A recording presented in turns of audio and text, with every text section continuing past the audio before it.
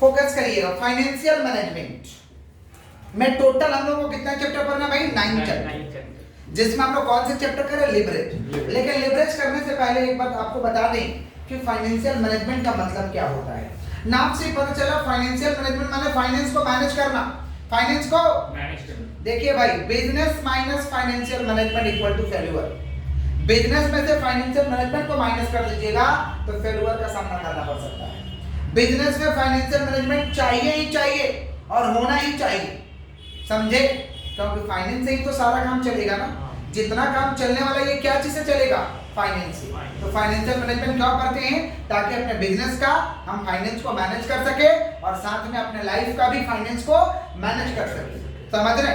एक व्यक्ति 50,000 रुपया कमा रहा है और एक व्यक्ति 1 लाख कमा रहा है, लेकिन 1 लाख वाला को फाइनेंस को मैनेज नहीं करने आ रहा, लेकिन 50,000 वाला को फाइनेंस को मैनेज करने आ रहा है।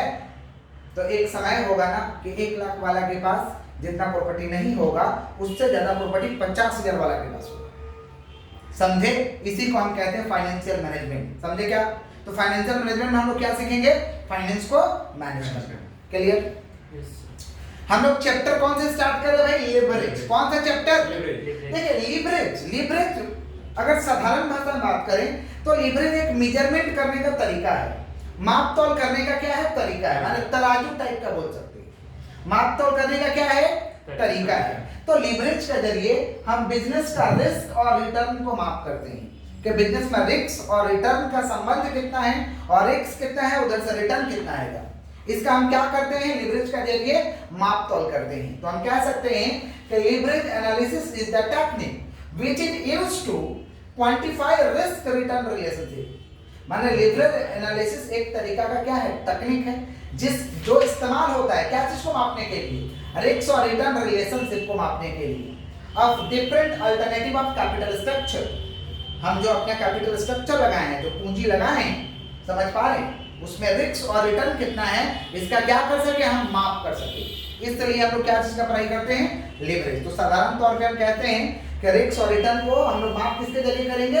लीवरेज के जरिए। किसके जरिए? लीवरेज। अच्छा, इसको माप करने का अलग-अलग तरीका है। माप करने का अलग-अलग तरीका। पहला है degree of operating leverage. Degree of operating leverage माने जो बिजनेस चल रहा है आपका। डिग्री ऑफ ऑपरेटिंग लीवरेज का मतलब जो बिजनेस आपका चल रहा है, जो बिजनेस आपका चल रहा है उसमें भाई रिस्क और रिटर्न का क्या रिलेशनशिप है, उसको मापेंगे किसके जरिए? Degree of operating leverage. Degree of इसका फार्मूला है contribution divide by EBIT. EBIT को पीबीआईटी भी कहते हैं।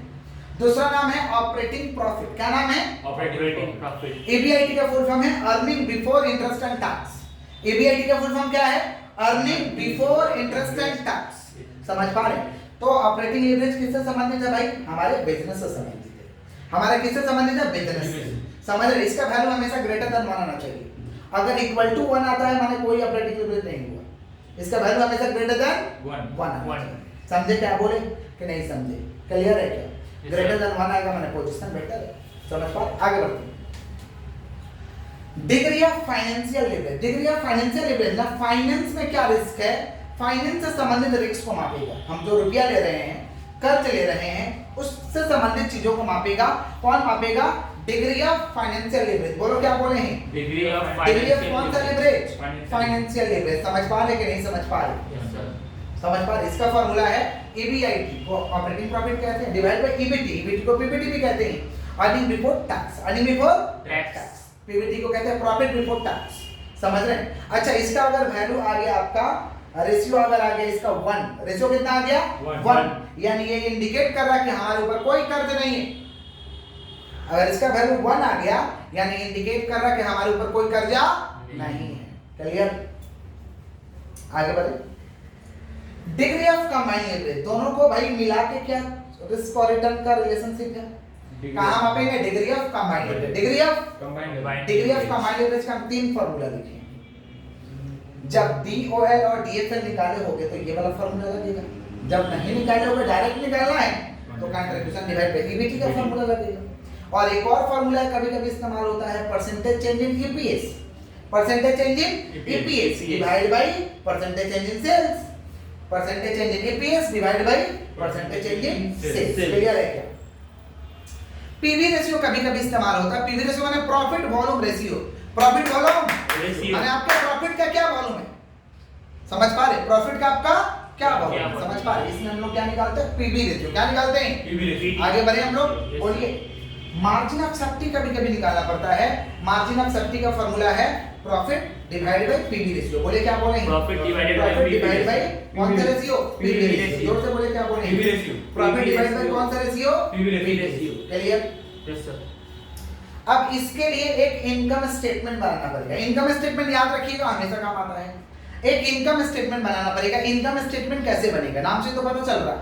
इनकम का स्टेटमेंट, इनकम का स्टेटमेंट। सबसे पहले क्या लिखेंगे? सेल्स। सबसे पहले क्या लिखेंगे? सेल्स। सेल्स में से लेस करेंगे हम लोग वेरिएबल कॉस्ट। सबसे पहले सेल्स, सेल्स में से लेस करेंगे वेरिएबल कॉस्ट। तो क्या आ जाएगा भाई?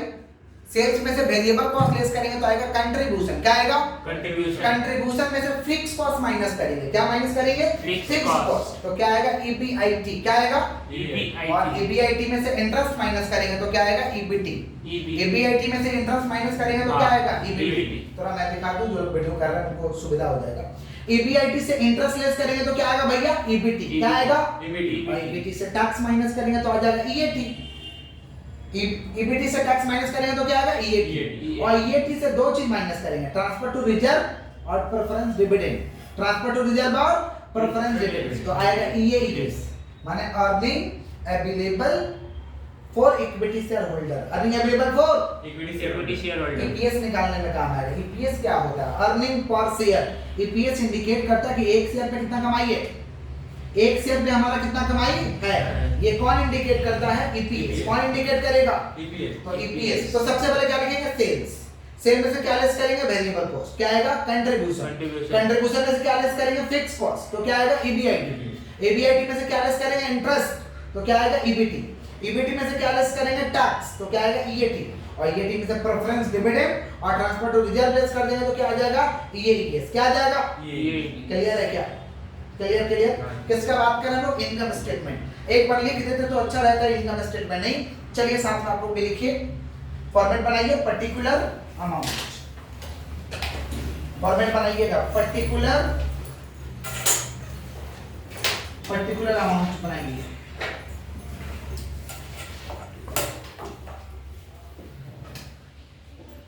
चलिए फॉर्मेट रेडी करते हैं हम लोग। पर्टिकुलर अमाउंट क्या बना रहे भाई? Income statement. Income statement. Sales, sale से लेस करेंगे वेरिएबल कॉस्ट। सेल से लेस करेंगे कौन सा कॉस्ट? Variable cost. वीसी लिखें शॉर्ट में। तो क्या आएगा आपका? कंट्रीब्यूशन। कंट्रीब्यूशन लेस करेंगे फिक्स कॉस्ट तो क्या आएगा?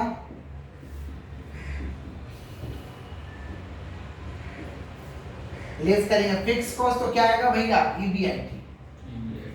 ईबीआईटी में से इंटरेस्ट लेस करेंगे। इंटरेस्ट को हम कहते हैं फाइनेंस कॉस्ट। इंटरेस्ट को क्या कहते हैं? Finance cost. इंटरेस्ट को हम कहते हैं फाइनेंस कॉस्ट। फाइनेंस कॉस्ट को लेस करेंगे तो क्या आएगा? ईबीटी। सर वो सेल्स का नीचे लेस क्या लिखा है बीसी में? Variable cost. Variable cost. EBT. EBT में से क्या लेस करेंगे? टैक्स। तो क्या आएगा? ईएटी। ईएटी में से दो चीज लेस करेंगे, ट्रांसफर टू रिजर्व और preference dividend. Transfer to reserve और एक और चीज लेस करेंगे, प्रेफरेंस डिविडेंड।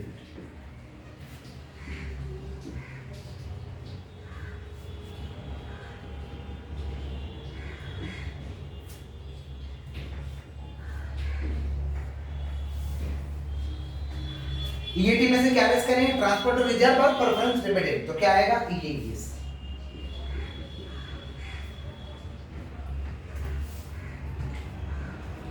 चलिए नोट डाउन करें।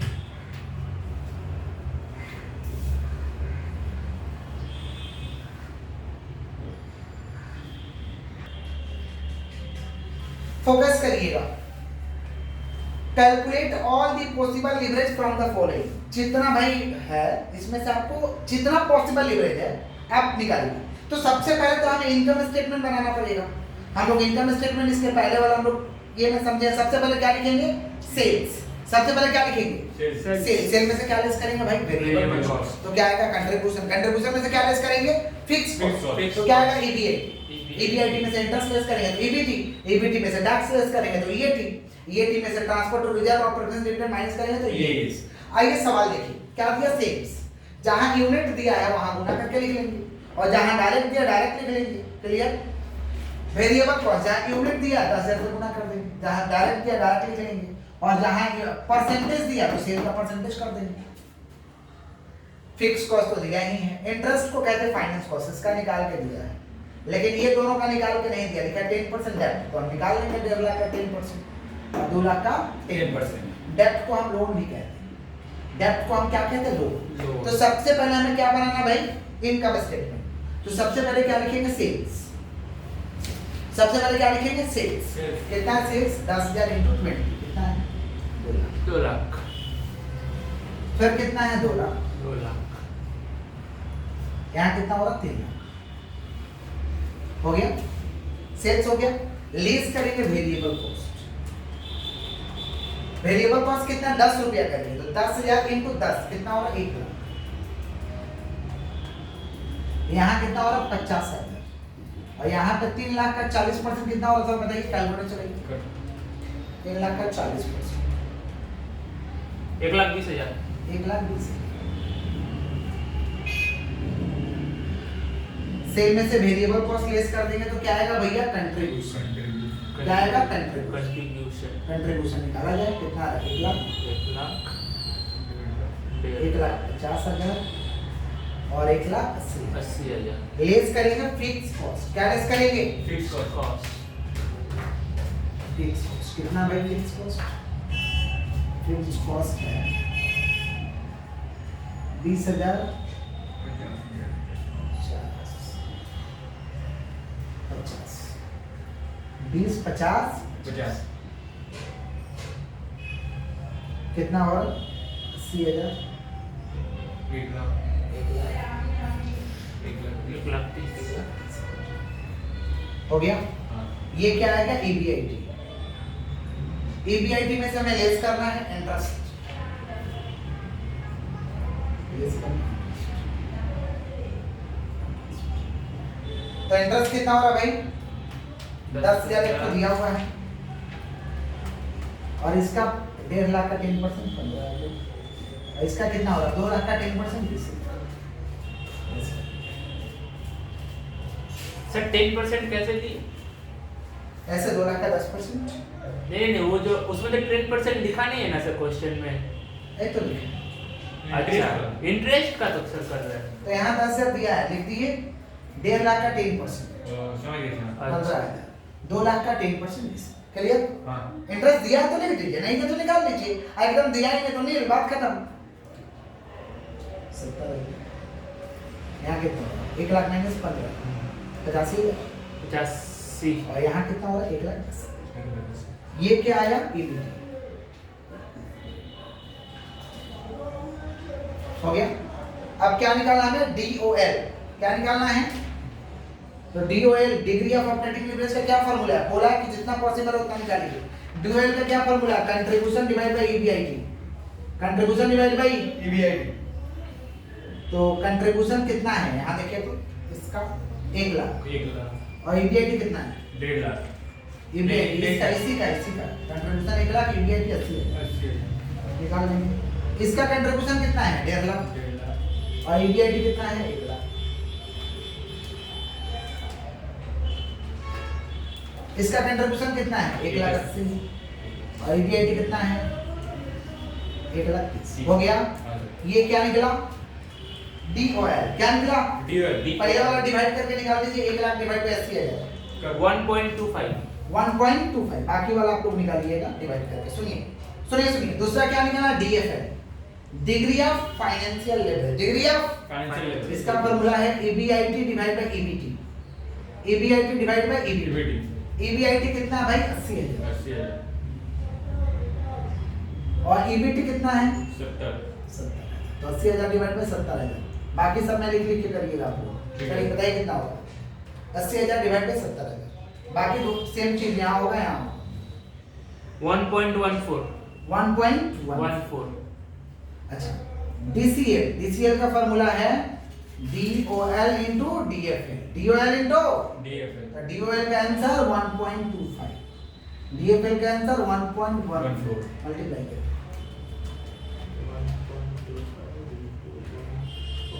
1.4 कितना होगा? 1.425। ठीक से मल्टीप्लाई हुआ है? हाँ सर। फिर से करें तो 1.25 इंटू 1.14, 25 इंटू 1.14, 1.425। 1.425। बाकी वाला सब वैसे ही होगा। ठीक है। DOL का आंसर DFL का आंसर बैठा के निकाल दे, DOL का आंसर DFL का आंसर बैठा के निकाल दे। कोई दिक्कत है? नहीं सर। समझे हैं? Yes sir. बोल दीजिए। हाँ सर। Yes sir. नहीं समझे तो पूछ लीजिए। समझे है ना? हाँ